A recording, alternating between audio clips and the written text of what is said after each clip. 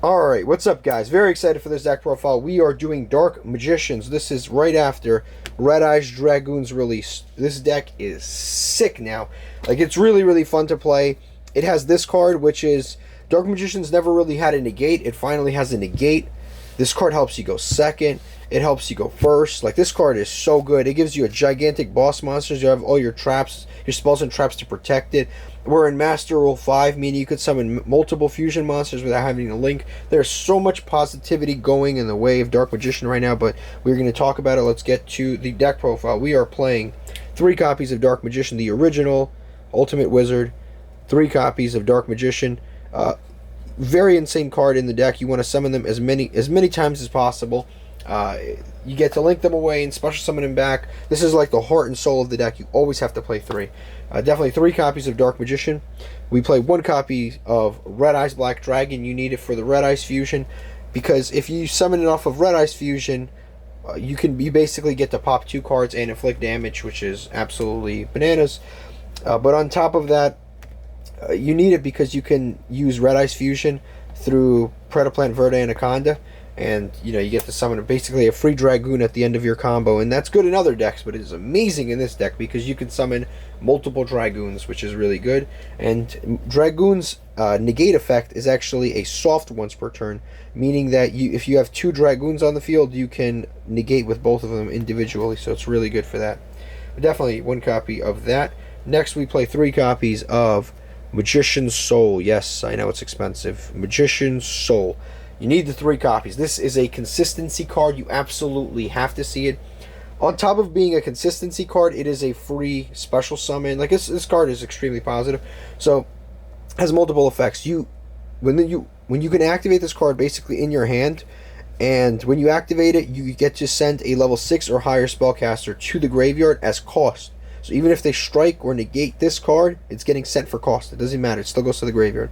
And then you can do one of 2 effects. You can send this to the graveyard to special summon a Dark Magician or a Dark Magician Girl that you sent. Or you can, if this card's on the field, basically send spell and trap cards you control or in your hand to the graveyard and then draw that many cards from your deck.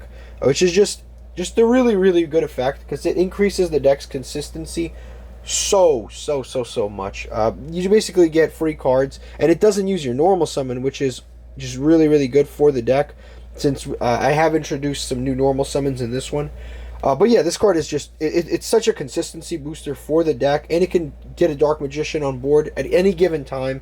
So, like, let's say you're even maybe later in game and you have like a few different spells and traps set up, like you have a circle and a few other things. You can just right on a dime, just activate this in hand, send a Dark Magician, special summon it, banish a card your opponent controls. Like, you could do so much with it. It really is just such a beautifully effective card for the deck. It really is good.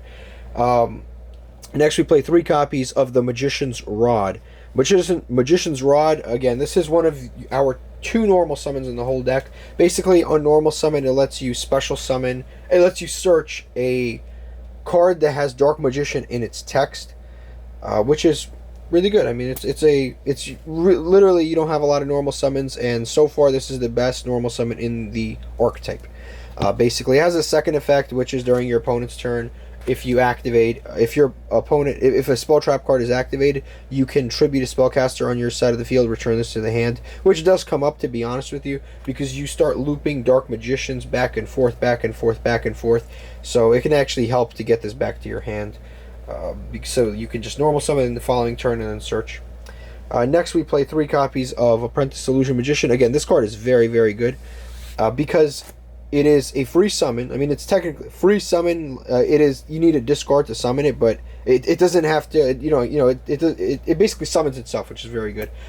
So it summons itself very easily. It searches the Dark Magician on summon, which does help because it gets the Dark Magician in hand for Eternal Soul, stuff like that. So it technically replaces the card that you discarded, so it's sort of like a neutral. That's what I mean by it summons itself. And on top of that, it's like a Elemental Hero Honest Neos, where you can send it to the graveyard and then buff the attack of your Dark Magician, which is extremely useful because it actually helps you get over an enemy Dragoon if they happen to summon something like that. Next, we play 1 copy of Palladium Oracle Mahad. Super awesome card. It is very, very good with Soul Servant because you could basically stack your deck and then guarantee yourself to draw him. But basically what's awesome about him is when you draw him, he's a free special summon. And on top of that, when he attacks a dark monster, he becomes 5,000 attack, which is super duper awesome. Because he becomes 5,000 attack, and again, he's a card that can easily get over an enemy Dragoon, because Dragoon is 3,000, and let's say it does negate something, it'll become 4,000. But this is a 5,000 attacker, so it actually gets over enemy Dragoons. And just overall, just because Darks are so prevalent in the meta, I like having him in the deck, and he's also an additional name for the Soul Servant, which we're not playing Dark Magician Girl, so you gotta get something in there, right? Next, we play just one other normal summon. Not one other normal summon. We're gonna play another normal summon outside of this. So we have technically 3 total different normal summons. But we play one copy of the Spellbook Magician of Prophecy. This is just a consistency booster. We do play a small Spellbook engine in here, but yeah, he's like the least important part of it, I'd say. But next, this is the important normal summon. 3 copies of Keeper of Dragon Magic. This card on its own is basically like a Dragoon. This card by itself is a Dragoon. So basically on summon, you can discard a card and then search either a normal polymerization or a normal fusion card from your deck to your hand. You add it from your deck to your hand by discarding a card. That effect is already good. So typically you will add either polymerization or you will add the mechanized fusion. You can also add Red Eyes Fusion, but Red Eyes Fusion you can't activate in the same turn that you've summoned. So you definitely are adding the polymerization or the mechanized fusion, the magicalized fusion. So basically, yes, you are adding the polymerization, and then on top of that, this card allows you to reveal to your opponent one of your extra deck monsters, fusion monsters, and then you can special summon a monster from one of its materials, basically. If you look on there, one of its materials, so this says Dark Magician on there, you can special summon a Dark Magician face down. But if you know anything about Yu-Gi-Oh, you can still fuse with face down monsters. So basically what happens is you activate this effect, you search a polymerization, then you reveal the Red Eyes Dragoon. You get to special summon a Dark Magician face down defense position. So now you have the Keeper of Dragon Magic, and you have the Dark Magician face down, and then you activate the you activate this polymerization, and you get to fuse the Keeper of Dragon Magic with the Dark Magician in order to make a Dragoon. So basically, off of one card, just this one single normal summon, you get a Dragoon. So this card is just, without a doubt, you have to play it in Dark Magician now. You can also play a card called Fusion Deployment. It has a similar effect. It helps throw out Dark Magicians, but it locks you into fusion summons for the rest of the turn, which isn't a particularly big problem, but it is another option that you can try if you can't find this, or you can't find Magician's Soul. So if you need a replacement for Magician's Souls, I'd say a pretty good one would be Fusion Deployment. So yes, those are all of the monsters. Let's move on to the spells and the trap cards. We play 3 copies of Dark Magical Circle. Dark Magical Circle is absolutely key in the deck. Basically, it lets you lift the top 3 cards of your deck and then add anything that's Dark Magician in its text, which is useful, and you get to basically rearrange the top of your deck also, so if you draw, you know what you're going to get, which is really useful. Then we play 3 copies of Soul Servant. So all of the Dark Magician cards synergize with each other because they basically allow you to fix the top of your deck, and then various other cards allow you to draw. They all help each other out in the long run. But Soul Servant is really good because it's a quick play. It lets you put any Dark Magician card on the top of your deck, and then on top of that, you can banish this card from the graveyard same turn, and then draw for every face-up Dark Magician, face-up and in the graveyard, every Dark Magician, Dark Magician Girl, and Palladium Oracle Mahad and Palladium Mana that you have. So, but that's one each, not for like each one, but one each. So let's say you have a Palladium Oracle Mahad and 2 Dark Magicians, you're still going to draw 2. But it's still very, very useful because it gets you free draws. Both effects are once per turn, but you can activate both effects in one turn, which is really good. But yes, this is a certain consistency booster. Next, we play 1 copy of Soul Successor, brand new card, fresh off the presses. Basically, this allows you to tribute any effect monster, target 1 effect monster your opponent controls, send it to the graveyard, and then you get to special summon a level, level 7 or higher normal monster from your deck. This card is, I would say, very, very good in the deck. Because your typical combo will end on a Predaplant Verde Anaconda and, for example, like a Red Eyes Dark Dragoon. You'll end on something like that. You can activate this, send a monster your opponent controls to the graveyard, send the Predaplant Anaconda to the graveyard, which is useless anyway. You get to special summon a Dark Magician from your deck, and if you have a circle, you basically get to banish another card. So off this card, you get to send a card, banish a card, and you get to swap out a pretty much useless card for a Dark Magician anyway. And it gets that into circulation, so you can start using it with Eternal Soul and stuff like that.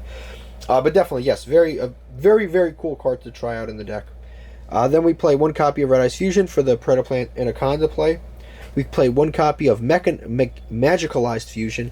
This card is basically like Dragon's Mirror, but for... It's like Dragon's Mirror, except it's for the spellcasters. And it's very, very good because you basically get to banish resources from the graveyard that are dead anyway, and you can actually make additional Dragoons. You can make additional, basically, fusion monsters. It's very, very useful in that regard because it basically takes dead resources in your graveyard and turns it into larger fusion monsters. And on top of it is that, unlike Dragon's Mirror, which is not searchable, this card is actually searchable because it has fusion in its name, and it can be used through Predaplant Verde Anaconda, and it can be used through the Keeper of Dragon Magic. So very, very good for that regard. Next, we play 1 copy of Secrets of Dark Magic. You only need 1 because it is searchable, and we're playing 4 total different search spells, so fusion spells, so we don't have to play more than this. Then we play 1 copy of Polymerization. This is again with the Keeper of Dragon Magic. Sometimes you hard draw it. Beautiful, perfectly fine.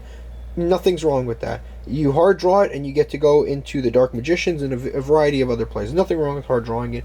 And if you have too many fusion spells, what's awesome about Magician Souls is if you have too many fusion spells, you just get rid of them and draw new stuff. It's so consistent. There's so much draw power in this deck. And the draw power also matters too, because you fill your graveyard, and filling your graveyard helps with Soul Servants, and it helps with Magicalized Fusion. Filling your graveyard is never a problem in this deck. Next, we play more draw power. We play 2 copies of Spellbook of Knowledge. You get to basically send a spellcaster, draw 2 cards, or you can send a spellbook card from your hand to the graveyard, like Spellbook of Secrets, which searches any spellbook card. So it basically thins your deck very, very, very quickly.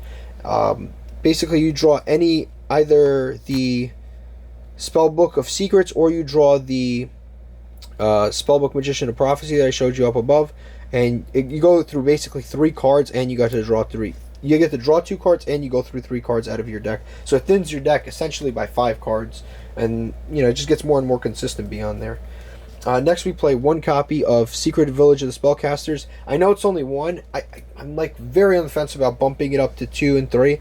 This card is really, really good with Dragoon, because if you have Dragoon on field, and then you activate Secret Village, they have basically, since most decks start with spells, like their main primary playmakers are spells, locking them out of spells and then having an Omni Negate on field is a really, really good combo, because they won't be able to go into any of their spells, so they'll have to have a trap card that outs Dragoon, or they'll have to have a monster effect that outs Dragoon, which you can negate either of those. So even if they have evenly matched, you could just negate it with Dragoon. Or if they have impermanence, you can negate it with Dragoon, and then they're still stuck dealing with a Secret Village.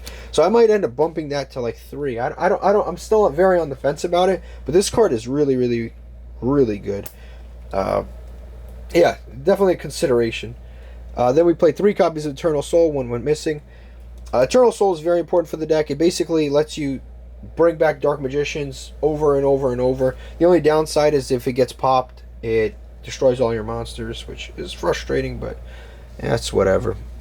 We've got 1 copy of Destined Rivals. This is the all-new card. Basically, if you control Blue Eyes or Dark Magician, you can negate all monsters your opponent controls at the time of this card's activation, which is pretty good because it's basically like a searchable impermanence. Again, you can search it off of Magician's Rod. You can draw into it with your 3 million draw spells. It's actually a pretty decent card, I would say. Next we play 3 copies of Infinite Impermanence. I think it's just overall the best hand trap in the meta, but in addition to being the best hand trap in the meta, it is the best hand trap in this deck, because you get rewarded for activating spells and traps. And let's say you have an impermanence that you really don't need, you can just get rid of it off of Magician Souls. But I would never do that. Alright, let's go to the extra deck. We play 2 copies of Dragoon. I only pulled 1, but you are going to play 2. Basically, this is just, like I said before, does so much for the deck. Basically, just to summarize it, you fuse any Dark Magician, with any dragon effect monster, or a Red Eyes Black Dragon. So any combination of those monsters. So basically what it does is, number 1, you can destroy 2 monsters your opponent controls. You can destroy monsters your opponent controls up to the number of normal monsters used for its fusion summon. So if you use a Red Eyes and a Dark Magician, you pop 2 cards and then you inflict damage for that. So that's already disgusting. On top of that, this card can't be destroyed or targeted by either player, which is, again, absolutely insane. You can't, like, they can't target it and they can't destroy it. Then, whenever your opponent activates a spell, basically, and your opponent activates any effect, you can discard a card and negate that effect, and then this card gains 1,000 attack. So it becomes 4,000 by negating just about anything. So it's just the most, like, disgusting boss monster ever, and this deck spits it out so quickly. It's almost unbelievable. Like, it's crazy. I might even bump it up to 3. That's how good this card is. We played 2 copies of Dark Magician. If you saw my previous deck profiles, you already know what this does. It gives you additional draw power. It gives you all types of cool effects. Definitely, it's a very good card. You go into it a lot off of the Magicalized Fusion, so it's very, very good for that. Then we play 1 copy of the Dark Magician of Dragon Knight. This is another card that is very easy to go into off the Magicalized Fusion, because, like, let's say you have that Keeper of Dragon Magic play that I showed you. Keeper of Dragon Magic will put itself in the graveyard and then that Dark Magician in the graveyard, and it'll basically get you to a Dragon. So you'll basically have, like, the Dragoon right there, and then you can activate something like, you can activate the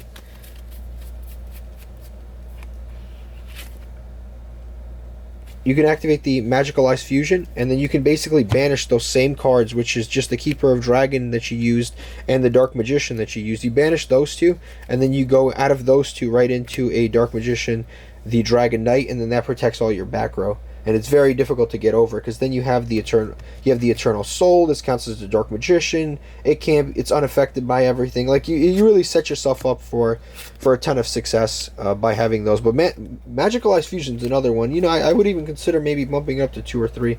It's a very good card in the deck. Let's keep going. We play 1 copy of Big Eye, the Snatcher. 2 copies of Predaplant Verde Anaconda. Sometimes you do go into multiple, because you can use the Magicalized Fusion in addition to the Red Eyes Fusion if you need to. You can even use Polymerization if you really wanted to. We play 1 copy of Phoenix, just out random stuff. Unicorn. Link Karibo for the, what is it called? The Magician Souls. Sometimes it does come up. 1 copy of Relinquish Anima, again for the souls. You can steal your opponent's monster. 1 copy of Wee Witch Apprentice. Gets cards off the field. Crowley, the first of something. Basically, yes, 1 Crowley. This lets you, like, normal summon a Dark Magician without tributing. It also searches spellbooks, which is, again, very helpful because it searches spellbooks on summon. 1 Imduk. This basically lets you link away a normal monster like a Dark Magician, and that's really useful because you can link away a Dark Magician and then use Eternal Soul to bring back that same Dark Magician again, then banish a card with the circle, which is extremely useful. But on top of that, this is a dragon, so you can actually fuse it in order to make either the Dragon, or you can use it to you can fuse it to make a Dragon, or you can fuse it in order to make the Dark Magician the Dragon Knight. Either way, beautiful, not even a problem. This is basically like a free dragon that you can get access to at any point. We play 1 Cross Sheep, because if you fusion summon to its zones, you get to special summon things like Souls and Rod back from your graveyard, which can really help out. Or even like the Spellbook Magician of Prophecy. But that is basically it. If you enjoyed it, definitely subscribe, definitely like. You already know what to do. And thank you for watching. If you have any comments or suggestions, just let me know. Thank you.